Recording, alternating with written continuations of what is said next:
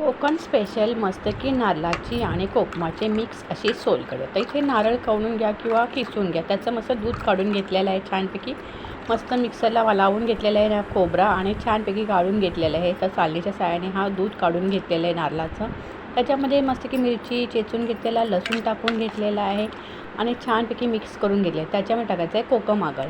तर तुम्हाला कोकम आगळ काढायचं असेल तर तुम्ही कोकम किंवा भिजवू शकता आणि कोकम आगळही भेटतो, ते आणून तुम्ही मस्त की याच्यामध्ये टाकलं तरी छान होतं. चवीनुसार मीठ टाकून घ्यायचं आहे, कोकम आगळ टाकून घ्यायचं आहे आणि छानपैकी बघा त्याला किती छान असा रंग येतो. अशा प्रकारे साधी सिंपल कोकमाची ही मस्त की सोलकढी तयार झाली. साध्या सिंपल पद्धतीने सोलकढी तयार होते बघा.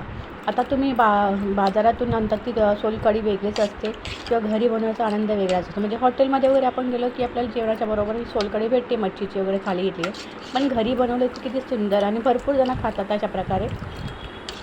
एक नारळाच्या ह्याच्यामध्ये दुधामध्ये भरपूर सारी म्हणजे 5-6 माणसं अशी खातील एवढी सोलकढी तयार झालेली. नक्कीच करून का साधी सिंपल रेसिपी आवडत असेल तर लाईक शेअर सबस्क्राईब करायला विसरायचं. अशा प्रकारे सोलकढी घ्या करून आणि मस्त पेला पिया. आता थंडगार सोलकढी उन्हाळ्यामध्ये एकदम छान पोटासाठी भाताबरोबर भाकरीबरोबर कशाबरोबर खाऊ शकता. मच्छीची रेसिपी केली तर नक्कीच करून बघा सोलकढी आणि त्याच्याबरोबर खायला आवडेल तुम्हाला. अशा रेसिपीला लाईक शेअर सबस्क्राईब करायचा आणि ही रेसिपी कशी वाटतात कमेंट करून सांगा. सोलकढी तयार झालेली अशा प्रकारे बघा मस्त सोलकढी तयार झाली. इथे सोलकढी आणि नारळ दाखवून घेतलेलं बघा किती सुंदर. असा नारळ एवढा छोटा घेतला तरी भरपूर सारीशी सोलकढी तयार होते. करून बघा, तुम्हाला आवडेल. पुन्हा भेटू, तोपर्यंत बाय बाय.